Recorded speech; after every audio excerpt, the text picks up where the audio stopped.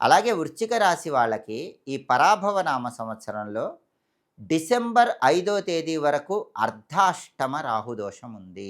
2026 December 5 వరకు అర్ధాష్టమ రాహుదోషం ఉండటం వల్ల వృశ్చిక రాశి వాళ్ళు ప్రతి విషయంలో ఎక్కువ కష్టపడాల్సొస్తుంది.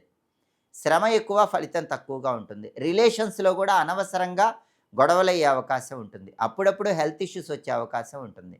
అలాగే అర్ధాష్టమ రాహుదోషం వల్ల వృశ్చిక రాశి వాళ్ళు ఎవరైనా అబ్రాడ్ వెళ్ళాలన్నా కూడా అబ్రాడ్ వెళ్ళటానికి ఏదో ఒక ఆటంకాలు వస్తూ ఉంటాయి. అబ్రాడ్‌లో సక్సెస్ అవ్వటానికి కూడా ఇబ్బందులుంటాయి. వీటన్నిటికి కారణం అర్ధాష్టమ రాహుదోషం డిసెంబర్ 5వ తేదీ వరకు ఉంది.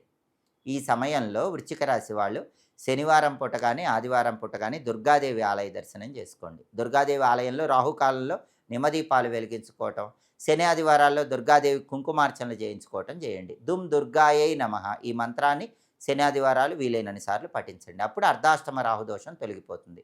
డిసెంబర్ 5 నుంచి మళ్ళీ 2027 ఏప్రిల్ 6 వరకు వచ్చే సంవత్సరం ఉగాది వరకు రాహు బ్రహ్మాండంగా ఉంటాడు.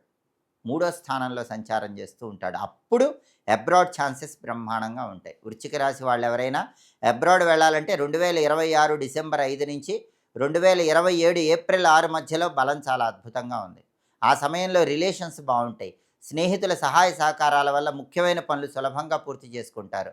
ఆరోగ్య సమస్యలు ఉండవు. అలాగే ఉన్నట్టుండి జీవితంలో అభివృద్ధి సాధించే యోగం కూడా బ్రహ్మాండంగా ఉంటుంది. ప్రాపర్టీస్ కొనాలన్నా కూడా ఆ సమయంలో అద్భుతమైన బలం ఉంది. వృశ్చిక రాశి వాళ్ళు ఎవరైనా 2026 డిసెంబర్ 5 నుంచి 2027 ఏప్రిల్ 6వ తేదీ మధ్యలో ఖచ్చితంగా బ్రహ్మాండమైన ప్రాపర్టీస్ కొనే యోగం ఉంది. లేదా ఉన్న ప్రాపర్టీస్ మంచి రేటుకి అమ్ముకునే యోగం ఉంది.